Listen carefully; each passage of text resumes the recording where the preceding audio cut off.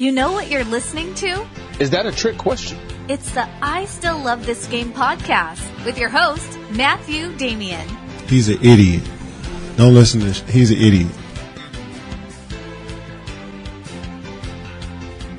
Hello and welcome to episode 72 of the I Still Love This Game podcast. Obviously we have game one in the books of the NBA Finals, and that's exactly where we're going to start, between the Cavs and Warriors. And a lot of people have been critical of this matchup leading into it, saying it will be a boring or repetitive series.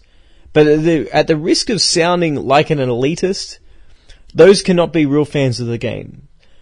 Both the Warriors and the Cavs, LeBron specifically, they're chasing history.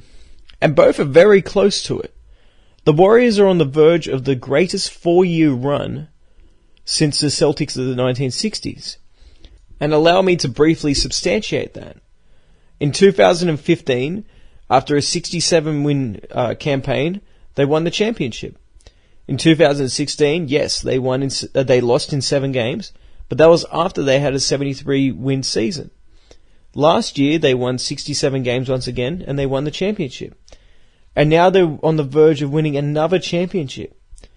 We've seen three-peats since the Celtics of the 1960s with the Lakers and Bulls, but both these teams were bounced in the second round.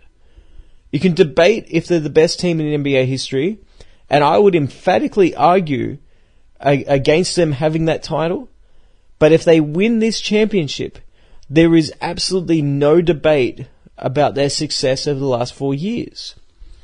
The only thing standing in their way of getting that 4th championship is once again LeBron and the Cavs. And after game 1, they are looking much more formidable, of course the Cavs I'm referring to, than they're given credit for. Now I took some heat for expecting it to be a competitive series and saying that if LeBron continues his stellar play and the Cavs guards can defend the perimeter scorers of Golden State, then they have a shot. Now those things happened along with the Cavs making a focused effort to crush them on the boards. This pace was reminiscent of the opening games of the 2015 finals, where the Cavs controlled the tempo and they slowed things down. Of course, that was a series when Kyrie Irving and Kevin Love were injured, and LeBron took the games on his shoulders. And he did the exact same thing in today's game. And it may have been one of his most impressive performances. Yes, it was a loss. But any time you put up 51 points on 19 of 32 shooting, 8 rebounds and 8 assists, all you can do is stand up and applaud as a fan.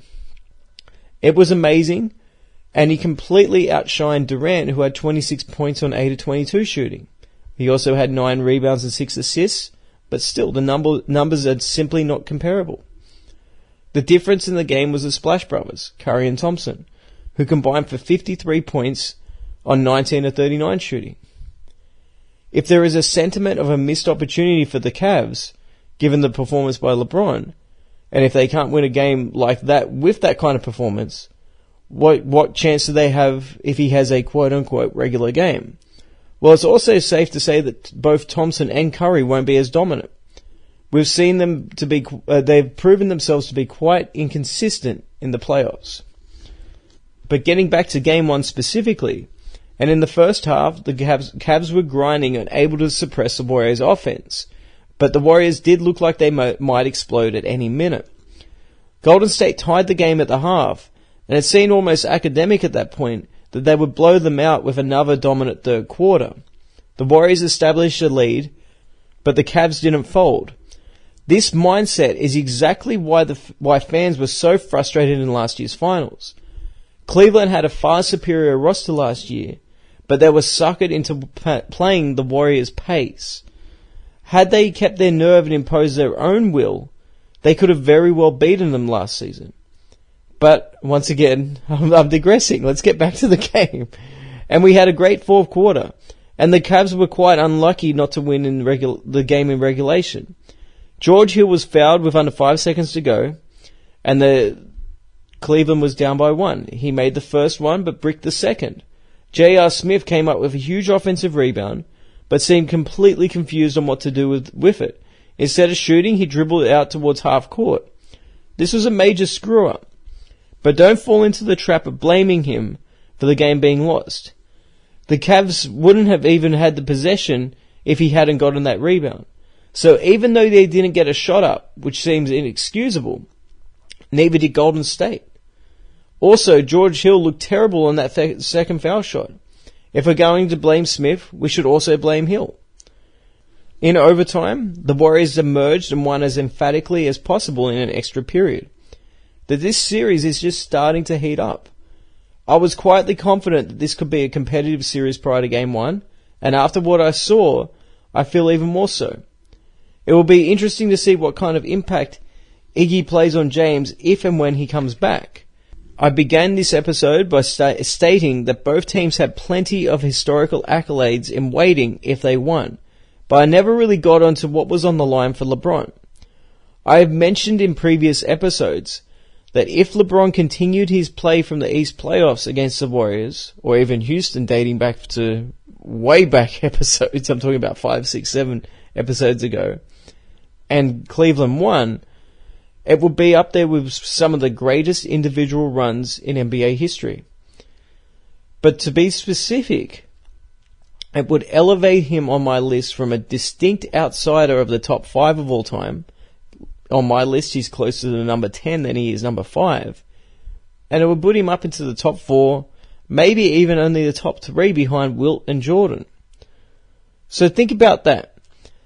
The Warriors are flirting with the greatest 4-year run in over 50 years in NBA history. And LeBron is on the verge of becoming a lock for the Mount Rushmore of NBA players. And, I almost forgot. The World Championship is also on the line. If NBA fans can't get excited for that, then turn off this podcast and go order the latest subscription to the Big Baller Fan Club. There's one more thing I want to go through before we get to the questions. Now, there are a lot of LeBron worshippers that I get a lot of emails or questions about, and they like to disrespect Jordan's 63-point performance against the Boston Celtics. Now you know how idiotic that is. Because if we apply that same logic, well, he didn't win the game, then the same standard has to be applied for LeBron in Game 1 against the Warriors. Both games ended in a loss, but the bottom line is both performances were simply incredible. Now it's time to get through to some and address some listener questions. And the first question wasn't even really a question. It was just something posted on the Facebook group. It was from a regular contributor, but it was such a good topic that I asked him if I could use it, and he said yes. Well, he didn't say yes. He liked the comment, so I'm going to assume that that's a yes. And the first question is, or the first topic is, what are the first 3 things you think of that make Magic Johnson so great? And this is great. This is a great topic. And the first thing that comes to mind is his determination to win and having a standard that his teammates live up to. They had no choice. This not only elevated himself and his team, but along with Bird, it elevated the rest of the league. The other thing is him recognizing what weaknesses his team had and trying to fill those needs. Need rebounding? He'd get you more. Need scoring as Kareem slows down? Done. Is James Worthy feeling it? Great. Magic would go back to being a facilitator. It's one thing to have all the skills, but it's another thing of knowing when to use them. If you put a traditional point guard that couldn't play any other way, like a John Stockton, for example, Magic would have changed his own game to improve the team and played more like a forward. And finally, he listened to his coach, especially Riley, and because Magic listened, the rest of his teammates followed. Those 3 things are what stand out to me the most.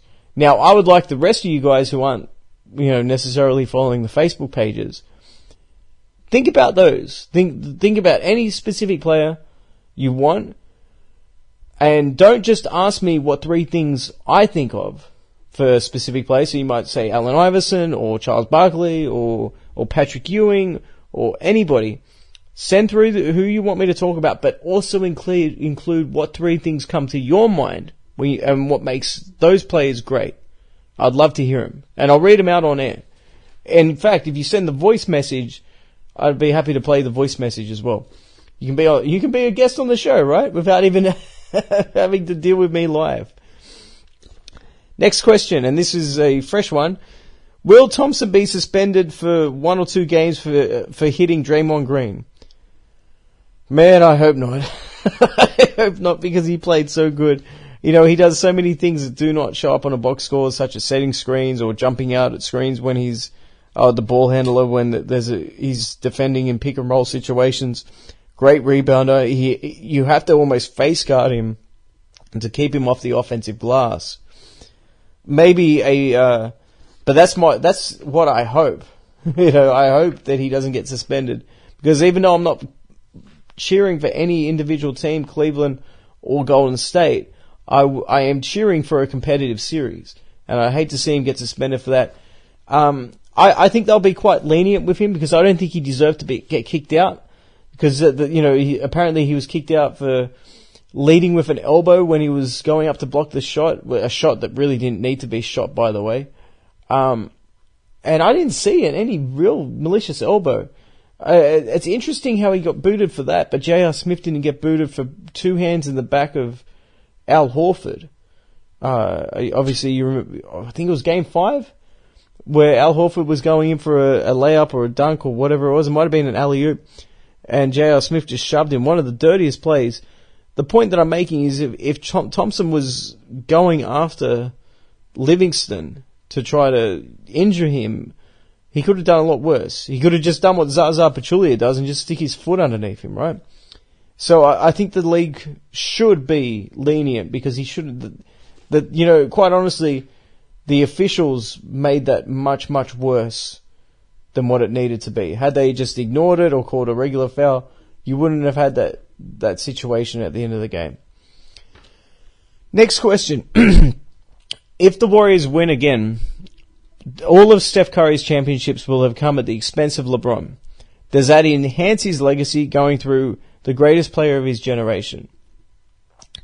That's a good point. That's a good point. Look, basketball... So I'm doing the whole, rubbing of the chin here as I'm answering this, because it's a decent question.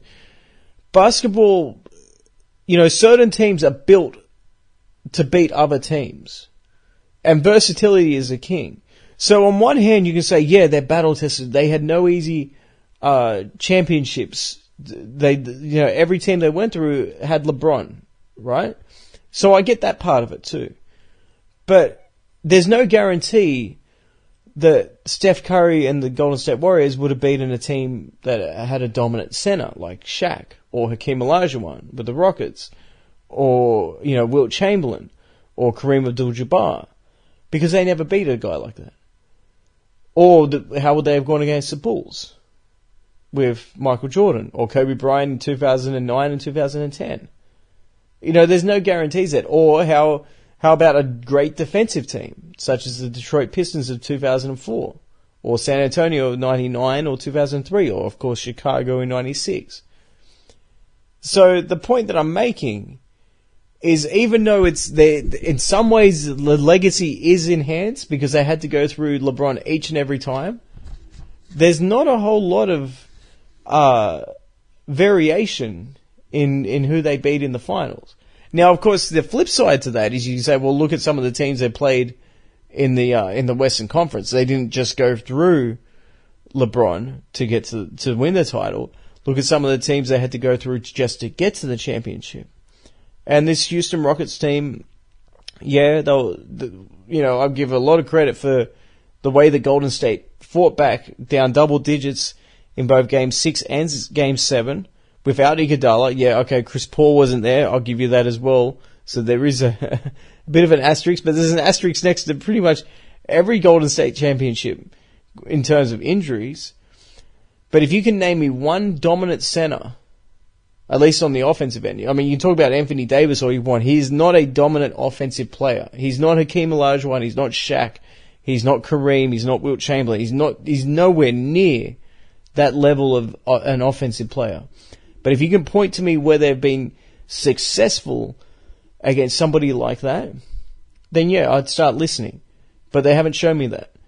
And that's a big reason why, even though we're looking down the barrel of the greatest 4-year run, just from an accolade standpoint in NBA history, or not in NBA history, but of the last 50 to 60 years of the NBA.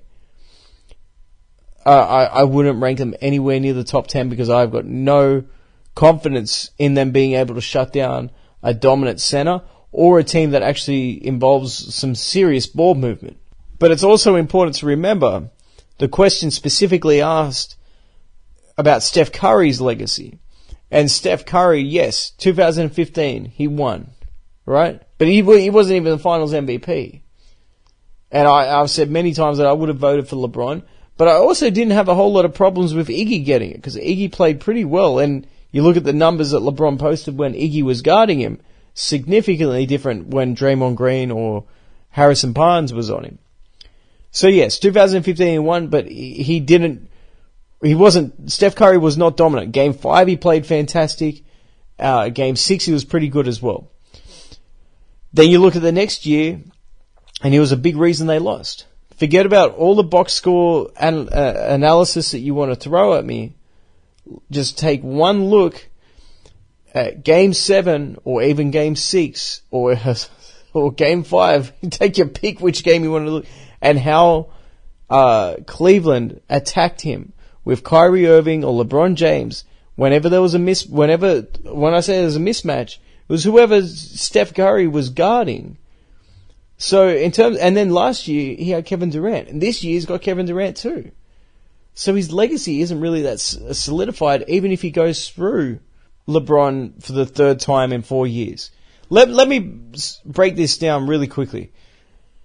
The Utah Jazz beat the Lakers in the 97 and the 98 playoffs, right?